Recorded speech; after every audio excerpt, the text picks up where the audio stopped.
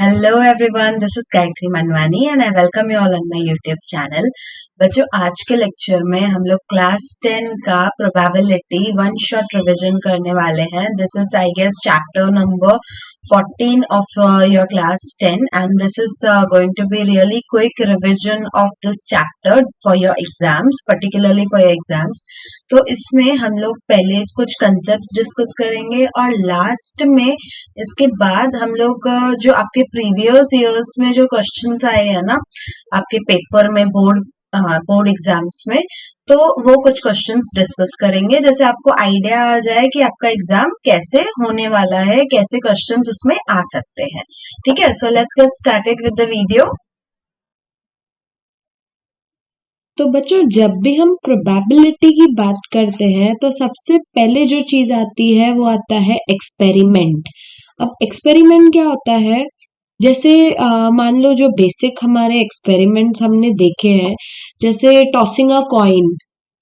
ठीक है, तो टॉसिंग अ कॉइन क्या हो गया, हमारा एक एक्सपेरिमेंट हो गया. मैं एक एक्सपेरिमेंट परफॉर्म कर रही हूँ और उसमें मैं अलग अलग चीजों की प्रोबेबिलिटी का मतलब क्या होता है बच्चों, चांस देख सकती हूँ. ठीक है, तो एक हो गया हमारा एक्सपेरिमेंट टॉसिंग अ कॉइन वाला कि मैंने कॉइन टॉस किया तो उसकी पॉसिबिलिटीज आती है. एक आता है हेड आएगा या तो वो टेल आएगा. एंड जब हम कॉइन की बात करते हैं तो हम अनबायस्ड कॉइन की बात करते हैं. अनबायस्ड कॉइन मतलब क्या बच्चों, कि जो हेड और टेल दोनों आपको इक्वली दे सकता है. ये जो कॉइन है वो किसी भी आउटकम की तरफ बायस्ड नहीं है. कुछ भी हेड आ सकता है या टेल आ सकता है and it is totally unbiased experiment. जैसे अब दूसरा एक्सपेरिमेंट की अगर मैं बात करूं तो थ्रोइंग अ डाइस आता है.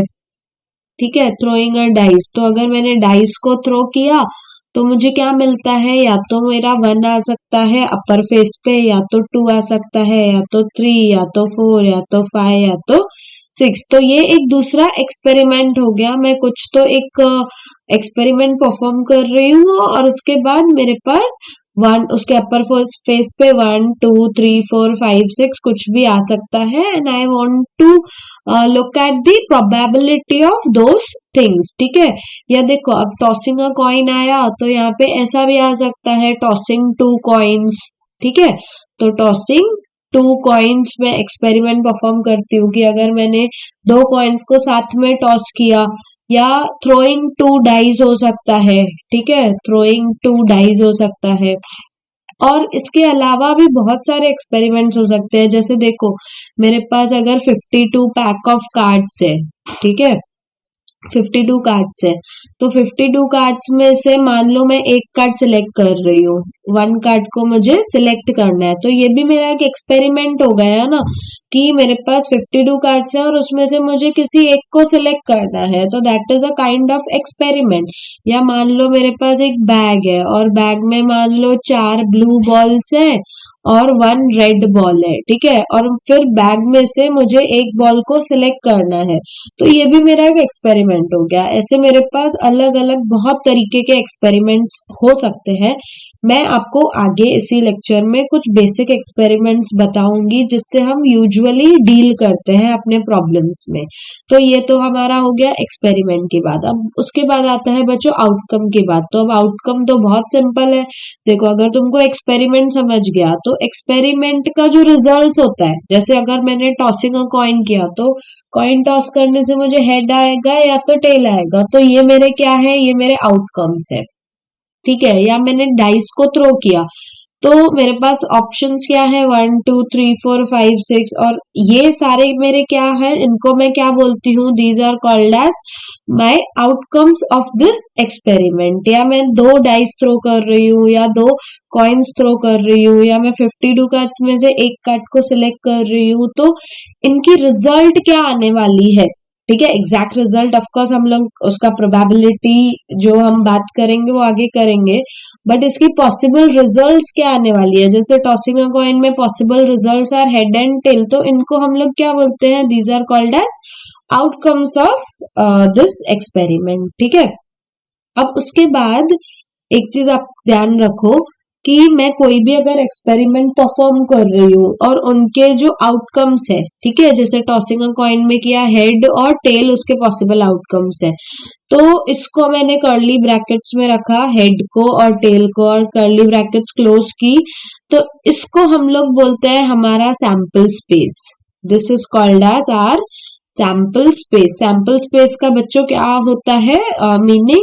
It is the set of all possible outcomes, set of all possible outcomes. जैसे यहाँ पे थ्रोइंग अ डाइज है, तो आउटकम्स क्या है मेरे? 1 2 3 4 5 6, इसको मैंने कर्ली ब्रैकेट्स में रखा, तो ये मेरा क्या हो गया बच्चों? सैंपल स्पेस हो गया।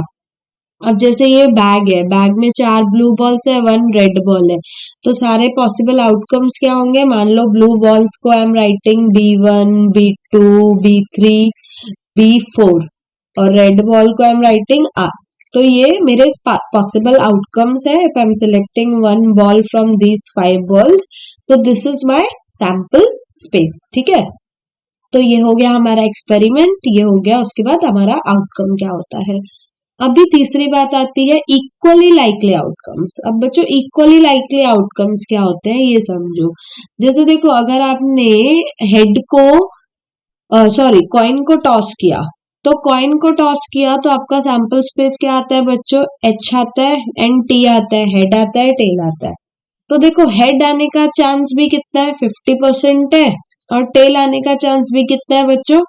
50% है, ठीक है। या तो हेड आएगा या तो टेल आएगा, एंड कॉइन इज अनबायस। तो देखो दोनों इवेंट्स आने का चांस कितना है बच्चों? दोनों इवेंट्स आने का चांस सेम है ना, 50-50% है ना। तो इन आउटकम्स को या इवेंट्स को आप क्या बोलते हो? Equally likely. These are called as equally likely outcomes या इवेंट्स भी बोलते हैं, ठीक है। इक्वली लाइकली आउटकम्स और इक्वली लाइकली इवेंट्स की इनके होने का चांस 50-50 है। अब देखो यहाँ पे अगर मैं डाइस का एग्जांपल लूं, जैसे ये थ्रोइंग अ डाइस, तो उसमें 1 आने का प्रोबेबिलिटी, 2 आने का चांस, 3 आने का चांस, 4 आने का चांस, 5 या 6 आने का चांस सेम ही होगा कि अलग होगा? अब वो कितना होगा that we will see in further lecture. But मुझे जितना आपका इंट्यूशन, अगर आप सोच सकते हो इसको, देखो आपके पास आप डाइस को थ्रो कर रहे हो, तो जितना 1 आने का चांस है उतना ही 2 आने का चांस है, उतना ही 3 आने का, 4 आने का, 5 आने का, 6 आने का चांस है। So these are equally likely outcomes, ठीक है। जैसे अब ये एग्जाम्पल देखो, मैंने बोला था 1 बैग है मेरे पास, उसमें 4 ब्लू और 1 रेड बॉल है। सो अगर आप कोई भी एक बॉल पिक करने जा रहे हो, तो अगर 4 ब्लू है, तो आपको नहीं लगता है कि यहाँ पे ब्लू बॉल आने का चांस ज्यादा है रेड बॉल आने से? ठीक है, if you have 4 blue balls and 1 red ball, तो अगर आपको एक पिक करना है तो 4 ब्लू बॉल्स है और एक रेड बॉल है, तो बॉल आने का चांस ब्लू बॉल आने का chance is greater than red ball आने का चांस, ठीक है। ये आप इंट्यूशन से सोच सकते हो। तो ये जो इवेंट्स है ना, ये बच्चों इक्वली लाइकली इवेंट्स नहीं है, ब्लू बॉल आना या रेड बॉल आना, ये these are not equally likely events. तो आई होप आपको इक्वली लाइकली का मतलब क्लियर हो गया होगा, दैट हम कोई एक्सपेरिमेंट परफॉर्म कर रहे हैं और उसके जो भी आउटकम्स है, तो हर एक आउटकम आने का जो चांस है वो कैसा होना चाहिए? सेम होना चाहिए। तो अगर सेम है तो उन इवेंट्स को आप इक्वली लाइकली बोलोगे, अदरवाइज नहीं बोलोगे, ठीक है। अब हम सम बेसिक एक्सपेरिमेंट्स करेंगे जो हमारे आगे बहुत काम आने वाले हैं। तो एक्सपेरिमेंट्स मान लो, फर्स्ट हमारा सबसे पहला बेसिक एक्सपेरिमेंट ये है कि थ्रोइंग अ कॉइन और tossing a coin, whatever you say. तो अगर मैंने कॉइन टॉस किया, तो बच्चों इस पे सैंपल स्पेस क्या आता है? हेड आता है और टेल आता है, ठीक है। या तो हेड आ सकता है या तो टेल आ सकता है। दूसरा एक्सपेरिमेंट ऐसा है, थ्रोइंग 2 कॉइन्स, ठीक है। तो अगर मैंने 2 कॉइन्स को टॉस किया, तो क्या आएगा? मान लो मेरे पास 2 कॉइन्स है, तो या तो इस पे हेड आ सकता है, इस पे भी हेड आ सकता है, इस पे हेड आया, इस पे टेल आएगा, इस पे टेल आएगा, इस पे हेड आएगा, इस पे टेल आएगा, इस पे टेल आएगा। तो हमारे आउटकम्स क्या है बच्चों? हमारे पास आउटकम्स है HH, HTTHTT, ठीक है। तो ये थ्रोइंग 2 कॉइन्स में आ गया। थर्ड हमारा जो बेसिक एक्सपेरिमेंट है वो क्या होता है, थ्रोइंग अ डाइस, ठीक है, थ्रोइंग अ डाइस, सिंगल डाइस। तो हमारे पास सैम्पल स्पेस में क्या होगा बच्चों, आउटकम्स क्या आ सकते हैं, 1 2 3 4 5 6, यही आ सकता है, इसके अलावा तो कुछ नहीं आ सकता। और फोर्थ मेरे पास है, let's say throwing 2 dice, throwing 2 dice.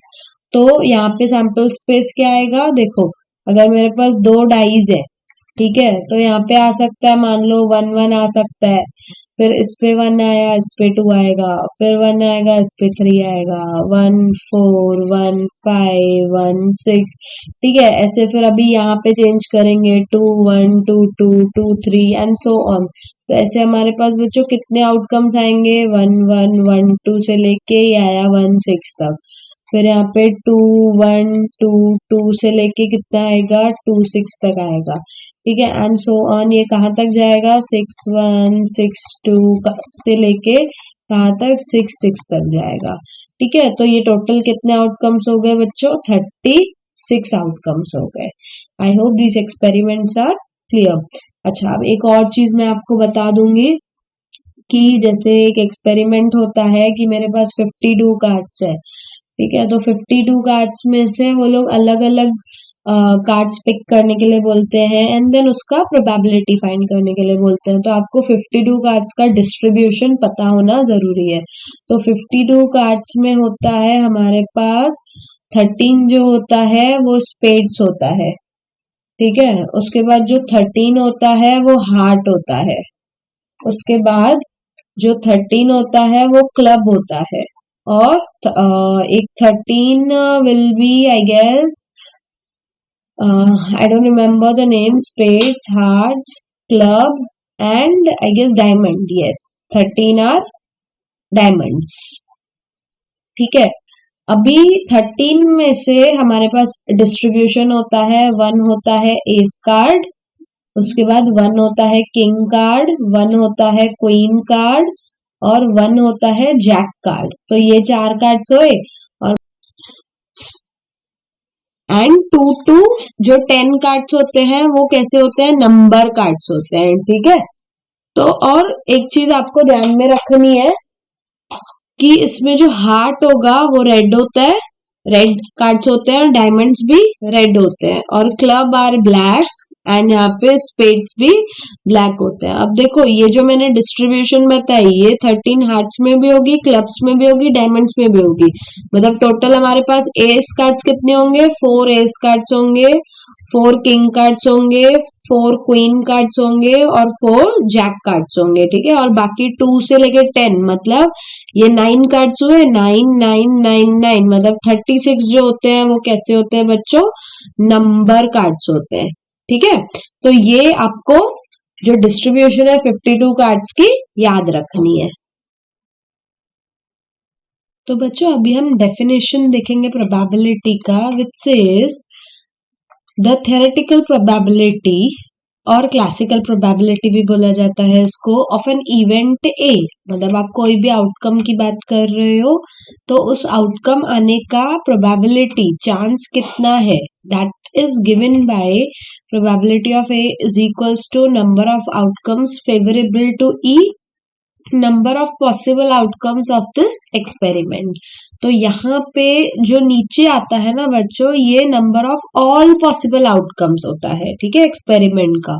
और ऊपर जो आता है वो number of outcomes favourable to E, E मतलब उस इवेंट पे। जैसे अगर मैं आपको एक एग्जांपल दूं, tossing a coin, tossing a coin में हमारे पास सैम्पल स्पेस मतलब पॉसिबल आउटकम्स क्या है, एच एंड टी है।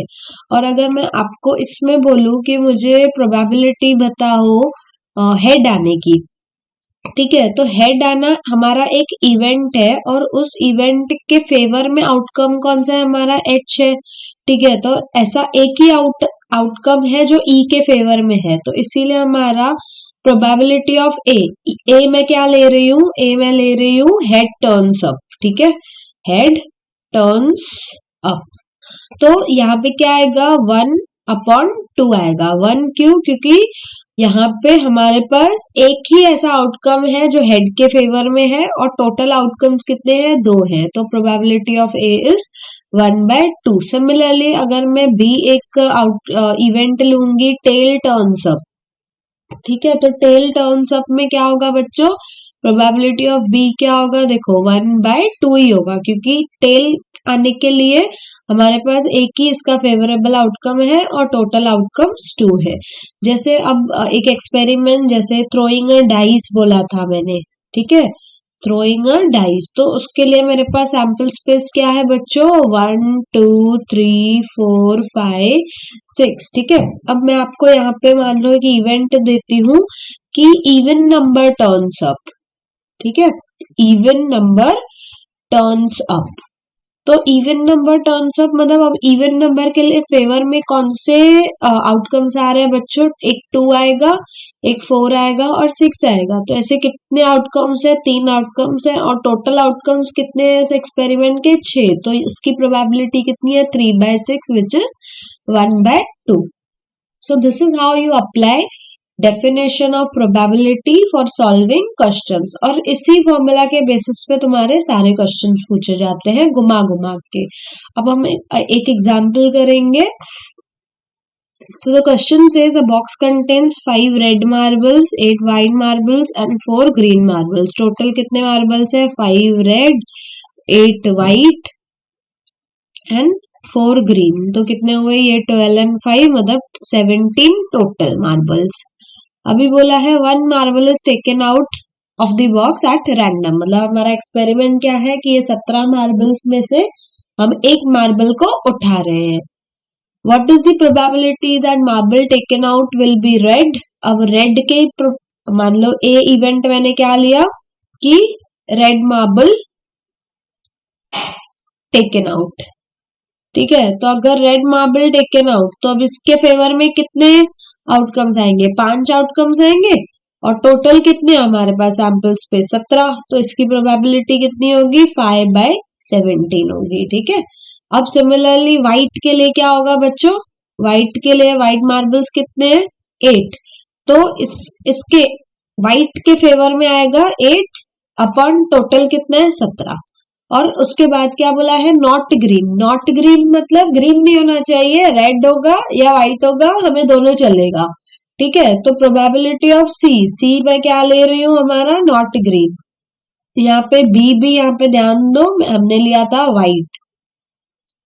तो नॉट ग्रीन मतलब ग्रीन को हटा के बाकी सब, तो ये ग्रीन हटा दिया, बाकी सब कितना हुआ? 8 + 5 मतलब 13 और टोटल कितना है? 17। तो दिस विल बी 13/17। तो ये इसकी रिक्वायर्ड प्रोबेबिलिटी हुई। ओके, तो इसके बाद हम कुछ और बेसिक टर्म्स देख लेंगे, विच इज फर्स्ट है हमारे पास types of events. Types of events में हमारे पास है एलिमेंट्री इवेंट। तो बच्चों एलिमेंट्री इवेंट क्या होता है कि जिसका सिर्फ एक ही आउटकम उसको फेवर करे, ठीक है। जैसे अब एग्जांपल मैं ले रही हूँ कि थ्रोइंग अ डाइस, तो थ्रोइंग अ डाइस मैंने एक्सपेरिमेंट लिया और सैंपल स्पेस मैंने क्या सैंपल स्पेस मेरा क्या आएगा? 1 2 3 4 5 6। और मैं आपको इवेंट ले रही हूँ कि find the probability of number less then 2, ठीक है। तो अब नंबर लेस देन 2 में बच्चों क्या आएगा? कौन सा आउटकम इसको फेवर कर रहा है? सिर्फ ये वाला फेवर कर रहा है 1, यस और नो। तो हमारे पास ये जो ए है वो क्या, इसमें क्या आएगा? सिंगलटन 1 आएगा ना, ठीक है। तो इस इवेंट को हम लोग क्या बोलते हैं? We call this as elementary event. This is called as elementary event. मतलब उस इवेंट में इवेंट को सिर्फ एक ही आउटकम फेवर करना चाहिए, ठीक है। या मान लो यहाँ पे मैंने बोला कि नंबर ग्रेटर देन 5 बोल दिया, ठीक है। तो उस केस में क्या आ जाएगा? सिंगलटन 6 आ जाएगा। मतलब ये जो आपका इवेंट बन रहा है वो सिंगलटन एलिमेंट होना चाहिए, तो उसको हम लोग बोलते हैं एलिमेंट्री इवेंट। अब उसके बाद आता है इम्पॉसिबल इवेंट। इम्पॉसिबल इवेंट मतलब जो हो ही नहीं सकता है, ठीक है, या इसका दूसरा नाम नल इवेंट भी बोला जाता है, ठीक है। अब इसी एग्जाम्पल को लेके चलते हैं। मान लो मैं आपको बोलूं B that number greater than 7 turns up, तो इज इट पॉसिबल? इस केस में हमारा नंबर ग्रेटर देन 7 कभी आएगा? ज्यादा से ज्यादा 6 आ सकता है, कम से कम 1 आ सकता है, तो 7 तो आ ही नहीं सकता। तो इस इवेंट को क्या बोला जाता है? This is called as impossible event. ठीक है, ऐसे ही सर्टन इवेंट या इसका दूसरा नाम है श्योर इवेंट। इसी एग्जाम्पल से समझेंगे हम लोग श्योर इवेंट क्या होता है। जैसे सी मैंने आपको बोला कि नंबर लेस देन और equals to 6, number less than और इक्वल्स टू 6 टर्न्स अप। ठीक है, तो ये तो 100% होगा ही ना, क्योंकि नंबर कैसे है इसके 1 2 3 4 5 6 है, आउटकम्स ही है। तो आप कोई डाइस थ्रो करोगे तो आउटकम्स आपको 1 2 3 4 5 6 इसमें से ही एक मिलेगा। ठीक है, तो ये तो हमेशा होना ही है, तो इसीलिए इसको क्या बोला जाता है? सर्टेन इवेंट या श्योर इवेंट। अब उसके बाद आता है कॉम्प्लीमेंट्री इवेंट्स। अब कॉम्प्लीमेंट्री इवेंट्स क्या होता है बच्चों? देखो, जैसे इसी एग्जाम्पल को मैं लूंगी और इसके लिए मैं एक दूसरा एग्जाम्पल भी लूंगी। अब मैंने एग्जाम्पल क्या लिया था? थ्रोइंग अ डाइस। ठीक है, so if I M throwing a dice तो उसके पॉसिबल आउटकम्स क्या है? 1 2 3 4 5 6। ठीक है, और अभी एक इवेंट मैंने ऐसा लिया कि number less then 4 turns up. ठीक है, या नंबर लेस देन और इक्वल टू 4 टर्न्स अप। तो इसके लिए ए इवेंट क्या होगा मेरा बच्चों? 1 2 3 4 होगा। ठीक है, और अगर मैंने बी इवेंट लिया that number greater then 4 turns up, तो उसके लिए क्या हो जाएगा? बी में मेरा क्या आ जाएगा? 5 एंड 6 आ जाएगा। तो देखो, जो ए में है वो बी में नहीं है, जो बी में है वो ए में नहीं है। ठीक है, तो ऐसे इवेंट्स को क्या बोला जाता है? These are called as complementary events. These are called as complementary events. मतलब जो ए में होगा वो बी में नहीं होगा, जो बी में होगा वो ए में नहीं होगा। अब इसके प्रोबेबिलिटी के लिए भी हम लोग बात करेंगे। एक पहले एग्जाम्पल देख ले, जैसे throwing a dice, sorry throwing a coin. तो थ्रोइंग अ कॉइन में आउटकम्स क्या होता है बच्चों? हेड एंड टेल आता है। ठीक है, तो ए इवेंट मैंने बोला कि हेड टर्न्स अप, तो हेड टर्न्स अप में ए आएगा तुम्हारा सिंगलटन हेड, और बी मान लो मैंने लिया टेल टर्न्स अप, तो बी में आएगा तुम्हारा सिंगलटन टेल। और अगर आप इसको देखोगे तो जो इसमें है वो इसमें नहीं है, जो बी में है वो ए में नहीं है। ठीक है, तो these are also called as complementary events. अब कॉम्प्लीमेंट्री इवेंट्स की खास बात क्या होती है? सी अगर आप इस ए का प्रोबेबिलिटी देखोगे तो इस ए का प्रोबेबिलिटी क्या आएगा बच्चों? 4/6 आएगा, क्योंकि इसमें 4 है और टोटल 6 है, तो 4/6 विल गिव मी 2/3।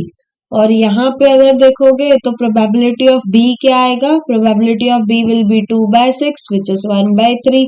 और अब 2/3 और 1/3 को ऐड करो तो आपको मिलेगा कितना? 3/3। This is giving you 1। तो कॉम्प्लीमेंट्री इवेंट्स का अगर प्रोबेबिलिटी आप ऐड करते हो तो आपको क्या मिलता है? 1 मिलता है। Similarly, यहाँ पे if you see probability of A will give you half and probability of B will also give you half. So probability of A plus probability of B is giving you 1। और एक चीज, complementary event को, मान लो मेरे पास एक event है तो उसके कॉम्प्लीमेंट्री इवेंट को वी डिनोट इट विथ ए बार भी लिखते हैं या कभी कभी ए डैश भी लिखते हैं। तो बाय यूजिंग दिस ऑब्जर्वेशन हमारे पास एक प्रॉपर्टी है, probability of A plus probability of A bar is always equal to 1। So sum of two complement probabilities of complementary events is equal to 1। ठीक है, तो ये चीज आपको ध्यान में रखनी है। अब इसमें आपको नोट 1 और 2 देखना है। From the definition of probability we see that numerator, मतलब जो ऊपर था फ्रैक्शन के, number of outcomes favourable to E is always less than और equal to the denominator that is total number of outcomes. तो देखो, ये जो हमारा डेफिनेशन था हमारे पास, ये जो number of outcomes favourable to E है, this will always be total number of outcomes. तो इसीलिए जो प्रोबेबिलिटी की वैल्यू आती है बच्चों, ये हमेशा लेस देन और इक्वल्स टू 1 होती है।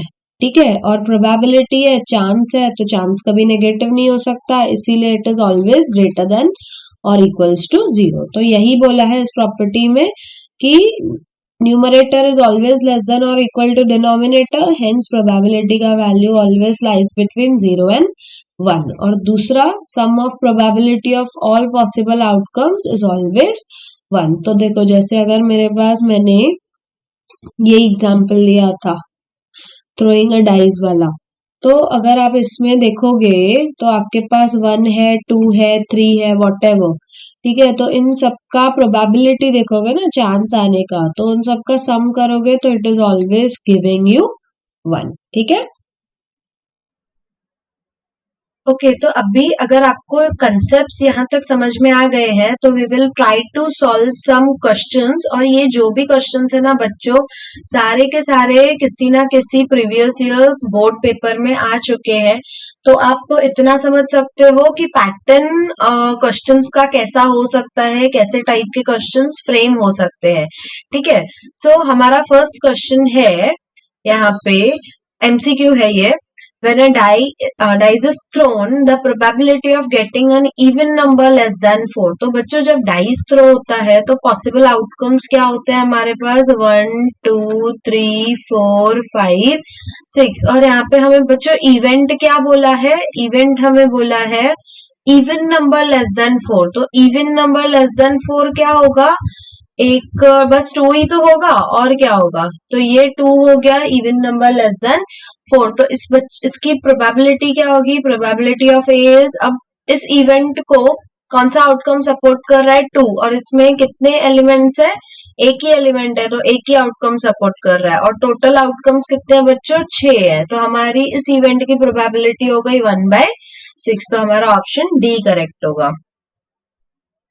इसके बाद नेक्स्ट क्वेश्चन है, ये भी एमसीक्यू टाइप का ही है, which is 2 cards of hearts and 4 cards of spades are missing from the pack of 52 cards. तो बच्चों 52 कार्ड्स में से 2 हार्ट कार्ड निकाल दिए हैं और 4 स्पेड कार्ड्स निकाल दिए हैं, मतलब 52 में से 6 कार्ड्स निकाल दिए, तो कितने बच गए, 46 कार्ड्स हैं अभी हमारे पास total. A card is drawn at random from the remaining pack, मतलब हमारा जो n of s है वो तो 46 है, इतना तो क्लियर है हमें। What is the probability of getting a black card? अब हमें क्या पूछा है, ब्लैक कार्ड आने की प्रोबेबिलिटी क्या होगी। तो बच्चों मुझे एक बात बताओ, अभी अभी मैंने आपको एक डिस्ट्रीब्यूशन बताया था, if I am not wrong, 52 cards का, ठीक है। तो 52 कार्ड्स में से 13 स्पेड थे, 13 हार्ट, 13 क्लब, 13 डायमंड थे, ठीक है। तो इसमें से ब्लैक कार्ड्स कितने थे, ये 13 वाले ब्लैक कार्ड्स है स्पेड्स वाले, और 13 क्लब वाले भी ब्लैक कार्ड्स है, ठीक है। तो ये चीज अगर आपको समझ में आई है तो देखो, यहाँ पे हमें क्या पूछा है, what is the probability of getting a black card. तो अभी 4 स्पेड के निकल गए, 4 स्पेड के निकल गए, मतलब 9 स्पेड के कार्ड्स बचे हैं हमारे पास, और 13 क्लब के कार्ड्स बचे हैं हमारे पास, ठीक है। तो 13 प्लस 9 कितना होता है, 22 टोटल ब्लैक कार्ड्स बचे हैं हमारे पास, ठीक है। तो टोटल कार्ड्स कितने हैं, 46, और उसमें से टोटल ब्लैक कार्ड्स कितने हैं, 22। तो हमारी ब्लैक कार्ड्स आने की प्रोबेबिलिटी क्या होगी बच्चों, 22/46 होगी। And this is your B option is correct for the same. Then third question MCQ type is, 2 coins are tossed together, the probability of getting 2 heads is। तो बच्चों जब 2 कॉइन्स को टॉस करते हैं हम लोग, मैंने आपको ये एक्सपेरिमेंट ऑलरेडी सिखाया है, तो इसमें देखो, इस पे HH आ सकता है, दोनों पे H आया, या तो HT आएगा, या तो TH आएगा, या तो TT आएगा, ठीक है। तो हमारे पास टोटल आउटकम्स, हमारा सैंपल स्पेस क्या बन रहा है, HH HT TH TT बन रहा है।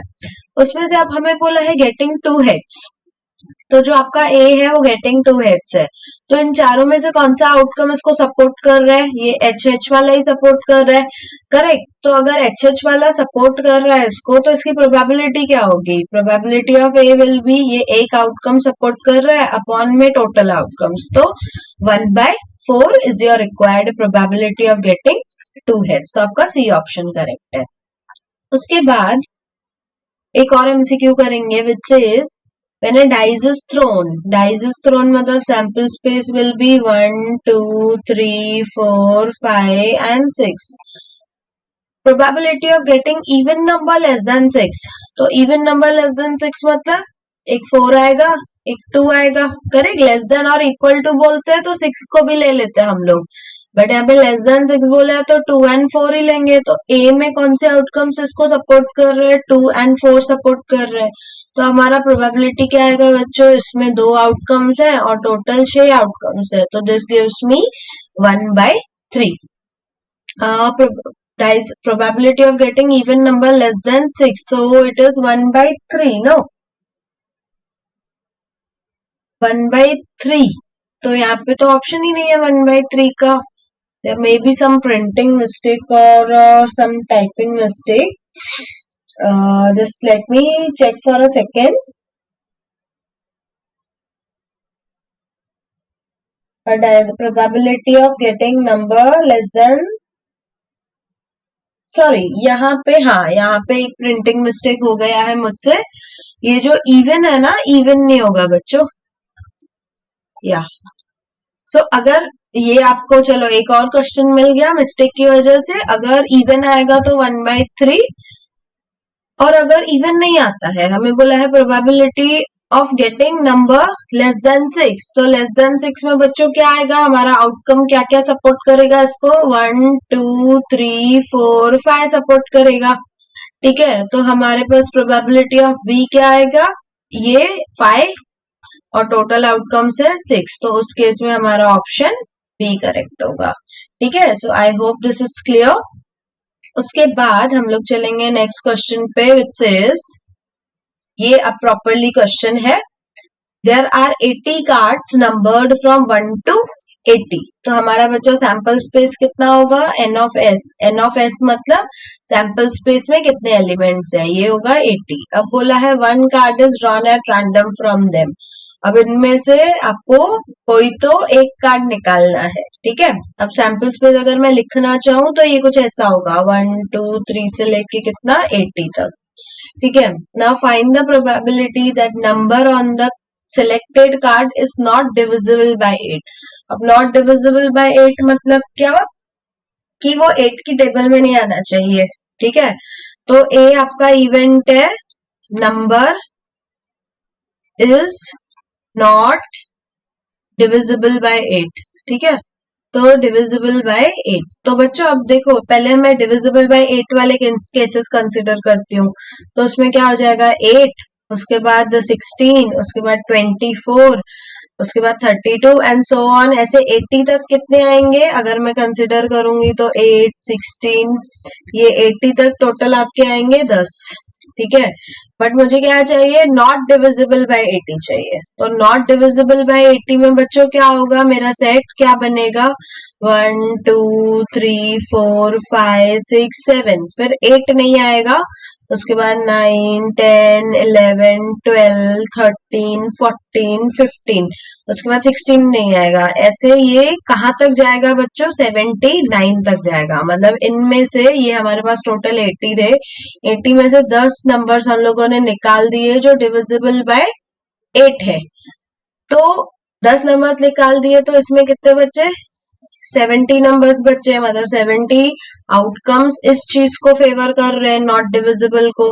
तो हमारा प्रोबेबिलिटी ऑफ ए क्या होता है, जो इस आउटकम को फेवर करे, मतलब 70 अपॉन टोटल आउटकम्स है 80, मतलब इसकी प्रोबेबिलिटी हो जाएगी आपकी 7/8।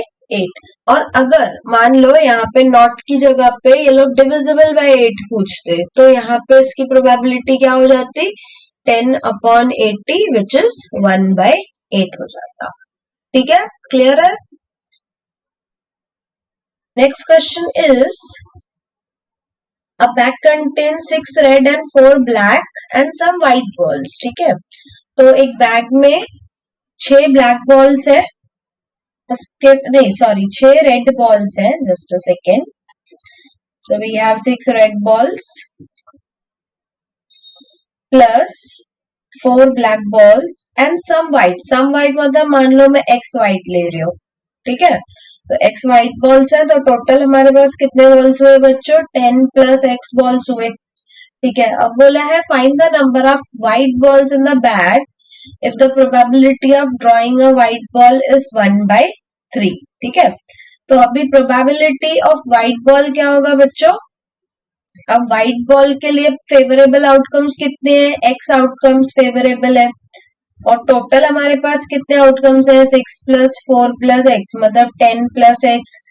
ठीक है, और ये प्रोबेबिलिटी आपको दी हुई है 1/3, और आपको बोला है आप क्या करोगे? Number of white balls find करोगे, मतलब x फाइंड करोगे। तो आपके पास को क्रॉस करो, 3x इक्वल टू 10+x आ जाएगा, तो 3x minus x equal to 10 आ जाएगा, तो 2x इक्वल टू 10, मतलब x की वैल्यू कितनी आ गई? 5। तो नंबर ऑफ व्हाइट बॉल्स कितने हुए बच्चों? 5 नंबर ऑफ व्हाइट बॉल्स हुए। अब हमें बोला है आगे, how many red balls should be removed from the bag for the probability of drawing a white ball to be 1/2। अब हमें क्या बोला है कि कितने रेड बॉल्स हमें रिमूव करने चाहिए इस बैग में से to get the probability of white ball as half. तो अब देखो हमारे पास व्हाइट बॉल्स तो 5 है, ठीक है, तो अगर मुझे व्हाइट बॉल्स के सिलेक्ट करने की प्रोबेबिलिटी 1/2 बनानी है, मतलब मुझे क्या करना है, जो टोटल नंबर ऑफ बॉल्स है बैग में वो मुझे 10 बनाने हैं, क्योंकि ये 5 है, और अगर 10 बॉल्स होंगे तो प्रोबेबिलिटी मेरी 1/2 हो जाएगी। तो अब मेरे पास बॉल्स कितने हैं टोटल? 6 रेड है, 4 ब्लैक है, और 5 व्हाइट है। तो अब ये 5 हुए, अब इनमें से मुझे क्या करना है, ये मेरे पास टोटल 10 है, तो इन टोटल 10 में से मुझे 5 बॉल्स को ही रखना है। ठीक है, तो इन टोटल 10 में से अगर मुझे 5 बॉल्स को ही रखना है, और मेरे पास ऑप्शन है कि मुझे 6 रेड बॉल्स को निकालना है, तो मैं 4 ब्लैक बॉल्स रखूंगी और 1 रेड बॉल रखूंगी। तो 1 रेड रखा, 4 ब्लैक रखे, और 5 व्हाइट रखे। ठीक है, तो यहाँ पे मैंने 5 रेड बॉल्स को क्या कर दिया? रिमूव कर दिया सीधा सीधा। तो मेरे पास 1 रेड बचा, 4 ब्लैक बचे, और 5 व्हाइट बचे। और अगर मैं इसकी प्रोबेबिलिटी निकालना चाहूँ व्हाइट की, तो क्या आ जाएगा? Total outcomes which are in favour of white are 5, और total balls are 10। So this is giving me 1/2। ठीक है, तो ये आपको बच्चों लिखना कैसे है, आपको प्रॉपरली वर्ड्स में मेंशन करना होगा ये कि we have total 5 white balls and 5 red balls has to be removed from this collection to get the probability as 1/2। ठीक है, क्लियर है? ये आपको थियोरेटिकली प्रॉपरली आपको लिखना होगा चीजों को। So now let's move on to next question which says 15 defective pens are accidentally mixed with 145 good ones।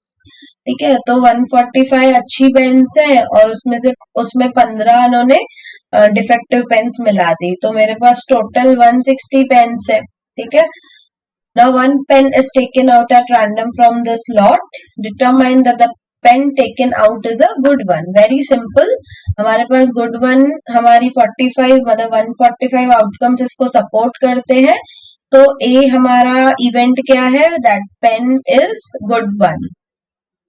ठीक है, तो पेन इज गुड वन मतलब probability of a good one को कितने सपोर्ट कर रहे हैं? 145 आइटम्स अच्छे हैं, और टोटल आउटकम्स कितने? 160 आउटकम्स है, तो इसकी प्रोबेबिलिटी क्या हो जाएगी? 145/60। ठीक है, अब इसको आप 5 की टेबल लगा के कैंसिल भी कर सकते हो, और एज इट इज भी रखोगे तो नो इश्यूज। तो यहाँ पे अगर कैंसिल करेंगे हम लोग तो 2 5s आर, देन यहाँ पे 4 आ जाएगा, तो ये 9, और यहाँ पे कितना आ जाएगा? This will be 3 5s are, and this is 32, so this is 29/32 इसकी प्रोबेबिलिटी आ गई। ठीक, let's look at the last question of this lecture which says all the kings and queens are removed from a deck of 52 cards। देखो अभी 52 cards में kings कितने होते हैं? 4, और queens कितनी होती है? वो भी 4। तो 52 में से 8 cards निकाल दिए, तो हमारे पास टोटल कितने cards बचे? 44 cards बचे। The remaining cards are well shuffled and then card is drawn at random। तो इन 44 में से कोई एक कार्ड निकाल रहे हैं, that is our experiment। अब बोला है find the probability that drawn card is an S of hearts.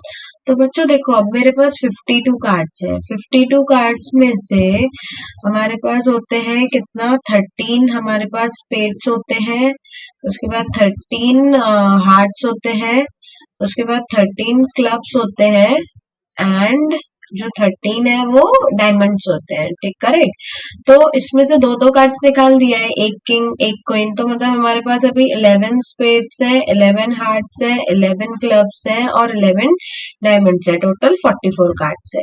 तो अब इसमें से हमें क्या चाहिए, एस ऑफ हार्ट्स चाहिए। अब हार्ट है उसका एस चाहिए, तो एस तो एक ही होता है। ठीक है, तो ये इन सब कार्ड्स में से एक ही आउटकम इसको फेवर कर रहा है, तो प्रोबेबिलिटी ऑफ ए क्या होगा, 1 अपॉन टोटल आउटकम्स। टोटल हमारे पास कार्ड कितने हैं, 44, तो it will be 1/44 probability of A. अब सेकेंड बोला है find the probability that card drawn is a black card. अब ब्लैक कार्ड बच्चों कितने होते हैं, देखो यहाँ पे मैंने आपको बताया था कि हमारे पास स्पेड्स ब्लैक होता है और हार्ट रेड होता है, क्लब भी ब्लैक होता है और डायमंड भी रेड होता है। तो हमारे पास टोटल ब्लैक कार्ड्स कितने हैं बच्चों, 11 और 11 22 ब्लैक कार्ड्स है, और टोटल कार्ड्स कितने हैं, 44।